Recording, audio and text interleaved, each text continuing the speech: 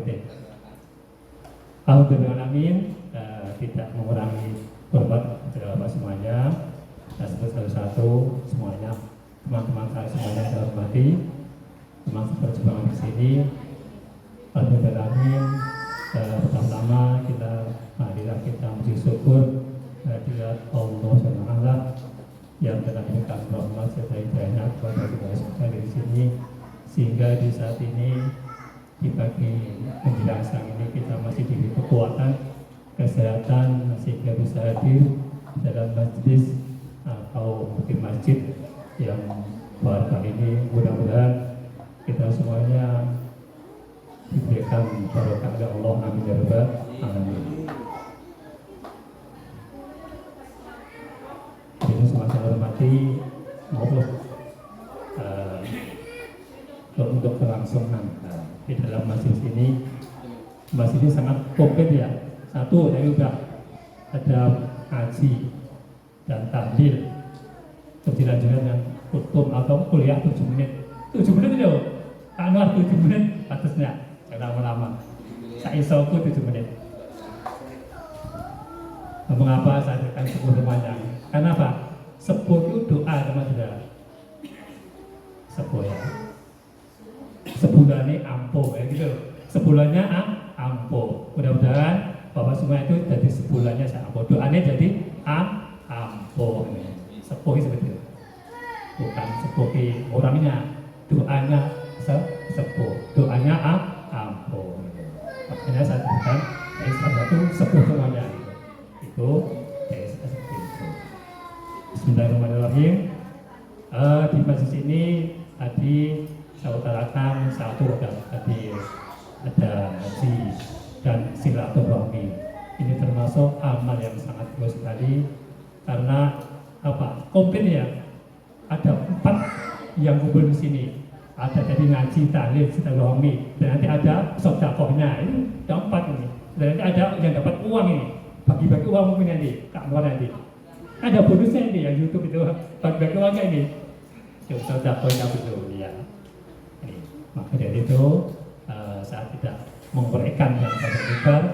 Saya tadi nggak bisa kalau mengutarakan atau misi apa khutbah atau kutum. Intinya kita masih bareng-bareng atau mengoreksi diri sendiri dalam masjid ini yang sangat pokok sekali. Masjid ini masjid zikir ya, ini pokok aja. Nanti yang penting masjid termasuk masjid zikir. Zikir itu apa? Zikir itu kita menjalankan ya aturannya Allah, apa mungkin tata cara ibadah kepada Allah, yang intinya kita menjalankan perintahnya Allah, menjunjung tinggi perintahnya Allah, namanya zikir. Secara luas seperti itu. Kita kerja juga namanya zikir. Kok diniatnya niatnya, kalau beramal-amalnya tidak ada pahalanya. Yang istri menyalahkan suami itu jangan zikir juga, jadi niatnya pokoknya buat kopi pagi-pagi mungkin ada istrinya pagi-pagi kalau bukan membuatkan kopi, kalau diniat ibadah itu memang semua itu zikir. Yang semuanya kerja mungkin di pabrik atau mungkin mengajar di sekolah, kalau berangkatnya diniati Bismillahirrahmanirrahim dengan pertolongan ya Allah, dengan kekuatan ya Allah, saya minta ridhonya Allah. Itu dari rumah sampai ke sekolah sampai ke rumah lagi namanya zikir. Yang kerja di pabrik saya mungkin juga. Jadi berangkat Bismillahirrahmanirrahim dengan kekuatanmu ya Allah, saya bisa berjalan dengan hidayahmu ya Allah, dengan pahlamu ya Allah. Saya niat bekerja Allah. Mudah-mudahan berikan keselamatan, berikan barokah. Dari rumah sampai ke mana? Pabrik ke rumah lagi namanya zikir. Yang penting niatnya. Zikir seperti itu. Ya. Apalagi kita di dalam masjid ini kita mau berangkat pengajian dari rumah. Bismillahirrahmanirrahim. Berangkat dengan kekuatanmu ya Allah. Saya berjalan ya Allah. Berikan ilmu yang manfaat dan barokah untuk keluarganya. Sampai tujuan ke rumah lagi namanya zikir. Lah, lamanya tadi perjalanan tadi jangan ya zikir dicatat Allah namanya zikir. Ya, seperti itu. Lah ada beberapa kemuliaan bagi orang yang zikir tadi. Ada 3 kemuliaan. Ya. Yang pertama, orang yang berzikir tadi dicatat Allah sebagai orang yang namanya tempatnya itu sebagai tempat zikir. Ya. Seperti masjid ini ya. Jadi orang yang niatnya seperti tadi, kerja di niat zikir, pengajian di zikir, melayani suami atau istri, mencari nafkah di niat zikir, yaitu di niat zikir itu sebagai tempat nanti. Orang ini sebagai tempat zikir nantinya, seperti rumah atau ibadah seperti masjid ini tempat zikir. Yang penting hatinya betul-betul diniatkan kepada Allah. Lah kalau orang udah di niatnya seperti itu, kita ini ditempati namanya zikir, Allah akan senang sekali seperti itu. Akan dibimbing oleh Allah. Tubuh kita, roh kita akan dibimbing oleh Allah tadi. Satu seperti itu. Jasad kita itu sebagai tempatnya zikir kalau diniati seperti itu. Apapun yang penting kita kendalikan syariat Allah, diniati pada Allah dengan zikir. Lain sama zikir yang khusus, kalau yang toriko itu lain lagi zikirnya. Nyusul itu nanti. Ini satu. Yang kedua ya, yang ahli zikir ini apa? Namanya itu disandingkan oleh namanya Allah. Zikrullah. Nah, kalau orang itu namanya disampaikan atau disandingkan oleh namanya Allah, akan termulia yang di sisi Allah. Masuk surga siapa itu namanya mungkin Anwar Zikrullah, langsung cepat masuk surga itu. Ustaz Jujun Zikrullah, Ustaz Jujun Zikrullah, akan langsung itu orang yang dizikir, akan cepat masuk surga sendiri. Nabi disandingkan oleh nama Allah, Nabiullah itu. Rasulullah itu sangat terhormat itu. Apalagi di dunia ini akan terhormat. Karena apa? Dibimbing oleh Allah tadi. Dan malaikat sangat senang sekali orang-orang seperti itu. Karena apa? Disebut namanya, disandingkan oleh namanya Allah tadi sendiri. Sama belum? Satu lagi nih. Ya, tidak salah lama. Oh 5 menit dong. Ibu tambahannya. Yang penting kemudian tadi kabul. Yang ketiga, ya, lah orang yang ahli zikir tadi, zaman cerita tadi saya kabar tadi ya, orang itu namanya itu akan dikumandangkan oleh Allah, disebut seperti Allah. Gimana? Iya, berarti dia di padang masa tadi. Ada berapa itu? Di lingkungan para malaikat muqarrabin nanti di akhirat sana tadi. Ya. Pokoknya ini ya, Allah akan memandang atau memanggil semuanya. Ustaz Jujun atau Ustaz Anwar, itu ya, akan dikumandangkan oleh Allah. Para malaikat itu orang yang zikir. Ustaz Anwar yang zikir akan dikumandangkan oleh di lingkungan para malaikat muqarrabin tadi di lingkungan Allah itu. Lah orang seperti itu loh nanti loh, angkat sangat bangga sekali. Apalagi disebut oleh Allah, orang yang ahli zikir di lingkungan para malaikat nanti. Sangat-sangat. Apalagi kita itu disebut oleh mungkin yang dipanggil dipanggil di podium atau di panggung. Ada anaknya yang mungkin sudah. Anak siapa? Anak Hilya, dipanggil Ustaz Jujun. Akan senang sekali dipanggil di panggung seperti itu. Apalagi dipanggil di lingkungan para malaikat muqarrabin, sangat terhormat sekali. Maka dari itu kita monggo ya, kita tingkatkan di dalam majlis ini, baik majlis apapun, pekerjaan apapun, kita niati ibadah kepada Allah. Nah, niat kepada Allah itu menjunjung perintahnya Allah, namanya zikirullah. Gitu. Lanjutkan lagi, pun cukup ya. Terus selanjutnya, ini baru pertama kali ya, ini khotimah tadi ya. Saya ingat tadi ngobrol sama Pak Haji Romli tadi, makan apa sih Pak? Cendil tadi, oh enak banget cendil itu. Nah kalau makan panik gimana? Enggak kuat aku ya, talak keluar kali kita makan panik gitu. Makan marning, talak terlalu badannya itu. Itu tandanya kita udah tidak diberi kekuatan. Ini sedikit ya. Bismillahirrahmanirrahim. kita itu sebagai manusia diciptakan Allah di dunia ini sebagai ciptaan yang sangat sempurna. Tetapi kesempurnaan ini oleh Allah itu dikasih namanya adalah makhluk yang sangat lemah, yang sangat zokim. Sambutan tadi ya, kelingan tadi Pak Robi ngomongnya saya dari kelingan aku. Bismillahirrahmanirrahim, di dalam surat Al-Balad disebutkan langsung saja. Bismillahirrahmanirrahim. Laqad khalaqnal insana fi kabad. Ini nanti akan bersambung sama sebelum tadi. Laqad khalaqna, sesungguhnya jadi Allah. Teman-teman, manusia diciptakan Allah sebagai makhluk yang apa? Fi kabad. Misalnya apa? Kabad itu artinya apa? Hah? Kabad artinya lupa ini. Ayo apa? Ayo. Sangat lemah, sengsara, sakit, tidak enak, ngeluh, itu apa itu? Semuanya yang enggak enak di dunia itu tidak enak. Sebenarnya Allah tidak enak. Nah, di dunia ini kalau pengen enak pasti harganya mahal. Makan sate pun enak harus kerja dulu cari uang. Mau enak sama istri harus nikah dulu cari uang dulu. Susah seperti itu. Ya. Pengen kerja, pengen cari uang ya banyak harus kerja dulu. Gak bisa bin salah bin. Awalnya jadi banyak madunya nggak bisa. Gitu. Awal dan di rumah nggak bisa langsung keluar madunya, di rumah dulu baru keluar madunya.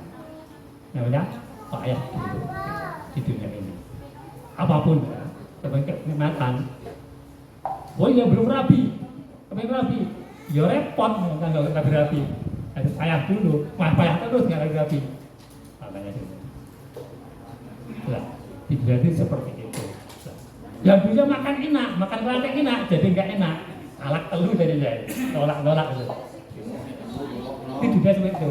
Nah kalau enak harus cari obatnya susah. Jadi macam dunia seperti itu dunia. Sudah sengsara. Nah, kesengsaraan ini ya dimulai dari ketika roh kita disebutkan di dalam janin, di dalam perut ibunya itu dimulai sengsara. Nah, jadi ibu itu di dalam perut itu gimana? Kumpul jadi itu apa rasanya dirasakan itu? Coba rasakan, jadi rasanya panas itu, sengsara di sini tuh, apalagi digendong sana di sini, ini sengsara, nggak enak, dalam perut nggak enak, karena itu namanya latifullah, kelebutan Allah jadi enak sini. Ada sifatnya Allah yang mau sini dikasih sifat Allah, kelebutan Allah jadi enak rasanya. Kalau tidak dikasih kelebutan Allah, sifatnya Allah di sini kan sengsara, ono sing mati, ono sing apa ya sebenarnya sesat atau seperti itu lah. Tanya kelebutan Allah, sifat Allah dimasukkan ke dalam janin tadi, jadi anaknya jadi enak di situ. Lah, waktu dilahirkan susah juga. Nah, karena sifatnya Allah tadi dikasih kelembutan, bisa lahir dengan normal. Waktu menyusui, sana sini repot itu. Bayi dikasih kelembutan Allah tadi, jadi dimomong yang enak. Apalagi menginjak dewasa, cari suami atau istri susah lagi. Cari sana sini nggak ketemu kemudian nanti untuk ini di samping omah atau di mana. Susah. Ada kesusahan, maka susah sekali di dunia itu namanya kesusahan. Kepengen nggak susah, pengen enak ya tadi sengsara dulu. Kenikmatannya hanya di akhirat nanti di surga macam Allah. Apalagi nanti di dalam kubur ditanyain macam-macam, tanggung jawab kita kepada suami istri, gimana tanggung jawabnya? Kepada anaknya ditanyain. Ya. Mulai kita akan melalui apa? Niti sirot, sengsara lagi, pegel lagi. Masuk dalam neraka lebih parah lagi, sengsara lagi. Mengapa kok kita itu tidak langsung innalillah kepada Allah? Innalillah bagi Nabi Jiwan kepada Allah. Ini sebagai PR kita. Mengapa seperti itu? Roh kita tidak bisa kembali langsung pada Allah. karena roh kita itu namanya tersiksa atau digindoli lah kan jawaban, digindoli ya amal-amal kita, perbuatan kita menggindoli, tertekan oleh perbuatan kita di dunia ini, sehingga disaring dulu yang mau masuk surga menghadap Allah disaring, kalau udah bersih bisa masih menghadap Allah, itu kita tertekan seperti itu. Kecuali orang yang tertentu bisa langsung menghadap Allah bisa. Ya. Lah, untuk apa? Biar kita itu bisa menangani seperti itu, bisa memelalui seperti itu, Allah memberikan apa? Memberikan solusinya. Ayat seterusnya ini ada ini loh, itu ada ini juga. Bismillahirrahmanirrahim. Kok kayaknya gitu ya? Akhirnya kita masih ngomong apa nih? Ayat sabur Allah yakbiru alai ahadu. Apakah mengira ya perbuatan seperti tadi ya, gitu, tidak ada yang mengaturnya, istilah seperti itu, tidak ada yang mengaturnya, tidak ada yang ya istilahnya tidak ada yang mengatakannya, yaitu yang berakan Allah. Dengan apa? Dengan ilmu. Allah mengasih kita ilmu biar apa? Biar itu selamat di dunia akhir. Karena apa? Di dalam perkataan Imam Syafi'i, man arada fi dunya bi ilmu, barang siapa kepengen mulia di dunia harus pakai ilmu. Barang siapa yang kepengen mulia di akhirat dengan harus pakai ilmu. Itu loh, itu perkataan Imam kita, Imam Syafi'i. Nah, Allah memberikan ilmu. Ilmu apa? Ilmu yang bisa kita mengenal Allah atau menuju pada Allah. Ilmu apapun ya, ilmu matematika, ilmu MTK, ilmu biologi, ilmu apapun, ilmu fisika, ilmu apapun nanti ujungnya harus mengenal kepada Allah. Kalau ilmu itu tidak bisa mengenal Allah, namanya tidak ilmu yang nafi, tidak manfaat. Intinya satu, ilmu apapun ya, di dunia ini harus bisa mengenal Allah, atau dalam kata makrifat diraja lah gitu, mengenal pada Allah. Mengenal diri sendiri dan mengenal Allah. Ilmu yang manfaat seperti itu. Nah, makanya kita harus bersyukur cari ilmu tidak ada batasnya tadi. Terus kemarin saya juga pernah dengar ya pada tadi ya